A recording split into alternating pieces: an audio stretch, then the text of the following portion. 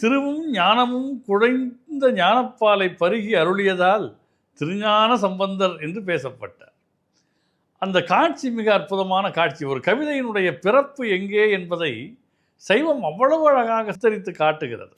ஏழுடைய மலரான் முனைநாள் பணிந்தேத்த அருள் செய்த பீடுடைய பிரம்மாபுரம் மேவிய பெம்மான் இவன் அன்றே என்று சொல்லுகிறார். இவன் என்று நேரடியாக அருகிலே கை நீட்டி சொல்லுவது போல இவன் அன்றே என்று பேசுகிறார். இப்போது இந்த குழந்தை அழுவதால் ஞானப்பால் புகட்டப்பட போகிறது. அதனால் வேதநெறி தழைத்தோங்க போகிறது. வேத நெறியின் ஒரு அங்கமாகிய சைவம் மேலோங்க போகிறது. இந்த உலகத்தில் பிறந்த உயிர்களெல்லாம் பொலிவு பெற்று உய்வு பெறப் போகின்றன. இந்த திருமுறை என்கிற அருள் அமுதத்தினாலே அவள் வாழ்க்கை முறைப்படுத்தப்பட போகிறது.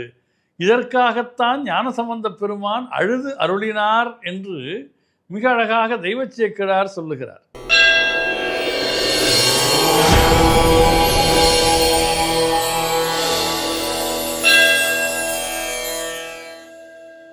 வணக்கம்.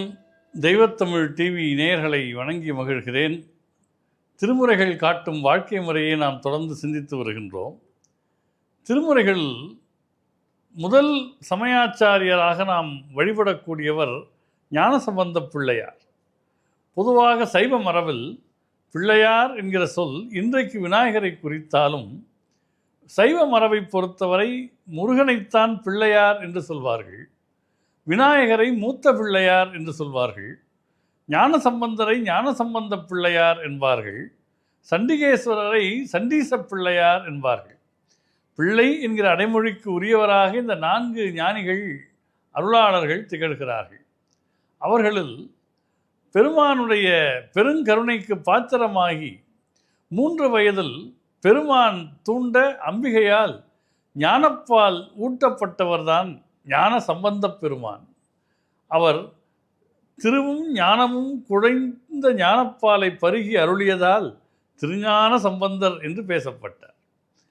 அந்த காட்சி மிக அற்புதமான காட்சி. ஒரு கவிதையினுடைய பிறப்பு எங்கே என்பதை சைவம் அவ்வளவு அழகாக விஸ்தரித்து காட்டுகிறது. சின்ன குழந்தையாக சீர்காழி குளக்கரையில் நிற்க வைத்துவிட்டு சிவபாத இருதயர் தண்ணீருக்குள் தலைமுழுகுகின்றார். அப்பாவை காணவில்லை என்று பிள்ளை அழுகிறது. இதை மேலோட்டமாக பார்க்கிற சில பேர் கேட்பார்கள், 1 நிமிடம் தலைமொழியை எழுதுவதற்குள் பிள்ளை அழுமா என்று கேட்பார்கள். ஆனால் ஞானசம்பந்த பெருமானுடைய தந்தையார் சிவபாத இருதயர் தண்ணீருக்குள் மூழ்கிய நிலையில் சில யோக மரபுகளை, சில நிஷ்டைகளை, நியமங்களை மேற்கொள்ளக்கூடிய தன்மையில் இருப்பவர். தண்ணீருக்கு வெளியே தெரியாமல் சிறிது நேரம் இருக்கக்கூடிய ஒரு அபியாசத்தை அவர் செய்து வந்தார். ஆதலினாலே பிள்ளை அங்கே நின்று கொண்டிருக்கிற பிள்ளை அழுகிறது தந்தையை காணாமல். அப்போது அங்கிருந்த கோபுரத்தை பார்த்து அம்மே அப்பா என்று குழந்தை அழுகிறது. உடனே அம்மையப்பராக தோணிபுரத்து ஈசப்பெருமான் தோன்றுகிறார். அவர் தூண்ட ஒரு பொற்கிண்ணத்திலே உமையம்மை தன்னுடைய திருமுலைப்பாலை சேகரித்து அதில் ஞானத்தை, சிவஞானத்தை குழைத்து குழந்தைக்கு ஊட்டுகிறார். வாயிலிருந்து பால் சொட்ட சொட்ட பாலரா வாயராக ஞானசம்பந்த பெருமான் நிற்கின்றார். தன்னுடைய தவஜபங்களை முடித்து கரையேறிய சிவபாத இருதயர் தன்னுடைய திருவாயிலிருந்து பால் ஒழுக பிள்ளை நிற்பதை பார்த்து பதைத்து போனார். யார் கொடுத்த பாலை இந்த குழந்தை உண்டது என்கிற பதட்டம் அவருக்குள் பரவுகிறது. ஒரு குச்சியை எடுத்துக்கொண்டு குழந்தையை மிரட்டுகிறார். யார் கொடுத்த பாலை நீ உண்டாய் என்று. உடனே அந்த குழந்தை கோபுரத்தை நோக்கி திருவிரல் சுட்டுகிறது. அடையாளம் சொல்ல தொடங்குகிறது.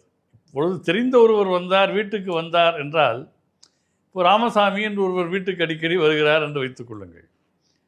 அவர் குழந்தை மட்டும் வீட்டில் இருக்கிறது. அவர் வந்துவிட்டு போனால் ராமசாமி மாமா வந்துவிட்டு போனார் என்று சொல்லலாம். குழந்தைக்கு வந்தவருடைய பெயரை சொல்வதற்கு பதிலாக அடையாளங்களை சொல்லுகிறது. தோடுடைய செவியன், விடை ஏறி, ரிஷபவாகனத்தில் ஏறி, தூவெண் மதிசூடி, நெற்றியிலே பிறை இருந்தது, காடுடைய சுடலை பொடி பூசி. அதில் ஒரு நுட்பம் என்னவென்றால், தந்தை வழக்கமாக பூசுகிற யாக புஷ்பத்தை கூட அவர் பூசவில்லையாம். அந்த திருநீற்றினுடைய வேற்றுமை குழந்தைக்கு தெரிகிறது. காடுடைய சுடலை பொடி பூசி.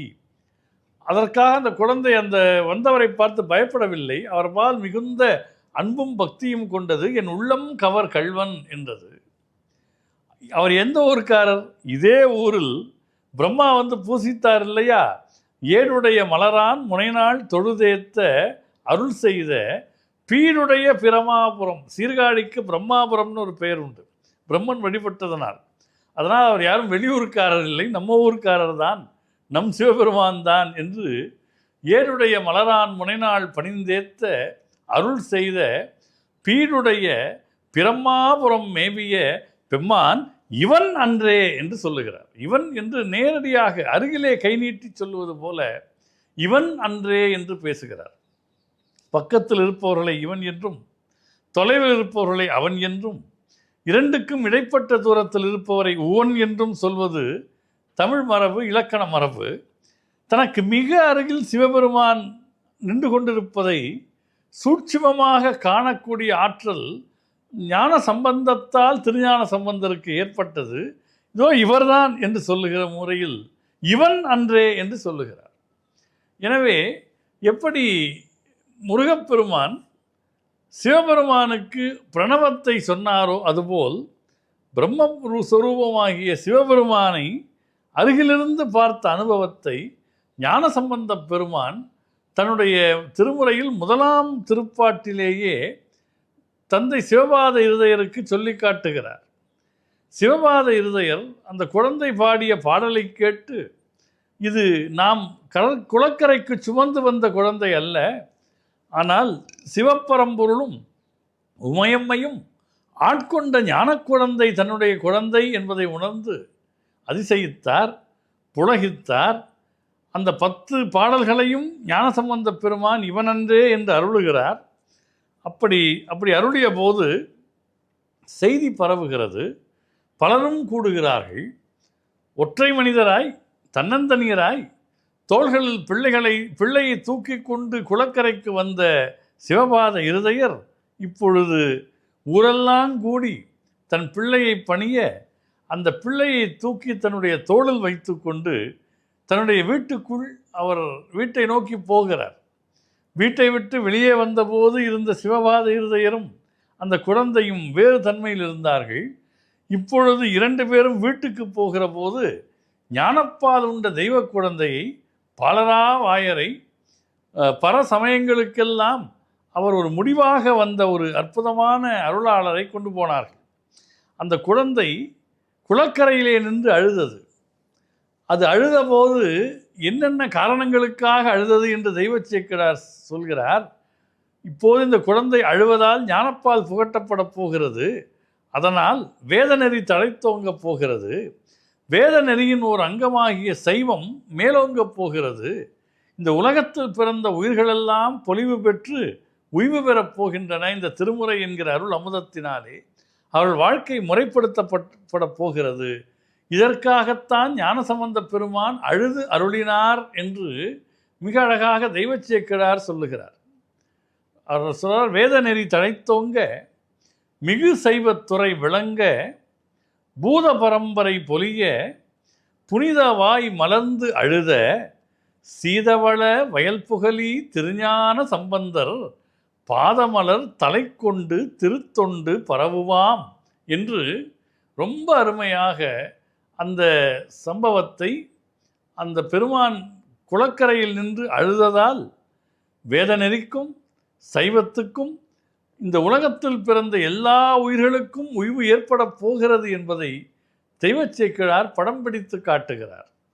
எனவே ஞானசம்பந்த பெருமான் வாழ்வில் நிகழ்ந்த இந்த முதல் அற்புதம் என்பது தனியொரு குழந்தைக்கு தெய்வம் காட்டிய கருணை அல்ல, அந்த குழந்தையை கருவியாக கொண்டு உலகில் உள்ள அனைத்து உயிர்களுக்கும் உய்வு தருவதற்காக சிவபெருமான் மேற்கொண்ட ஒரு செய்கை என்பதைத்தான் இந்த சம்பவமும் ஞானசம்பந்த பெருமானுடைய அருட்பாடலும் நமக்கு உணர்த்துகின்றன என்பதை பார்க்கிறோம்.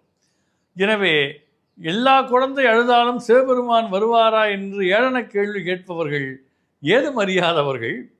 ஒரு தீபத்தை ஏற்றுவதன் மூலம் 1000 தீபங்களை ஏற்றுவது போல் ஒரு குழந்தையை ஞான குழந்தையாக்குவதன் மூலம் சைவ திருநெறியை, வேத நன்னெறியை, ஆன்மீகத்தை, அருந்தமிழை மக்கள் மத்தியில் கொண்டு செலுத்த சிவபெருமான் திருவுள்ளம் கொண்டார் என்பதற்கு சாட்சி இந்த காட்சி. இதுபோல திருமுறை சார்ந்த இன்னும் பல சிந்தனைகளோடு நாம் தொடர்ந்து பேசலாம்.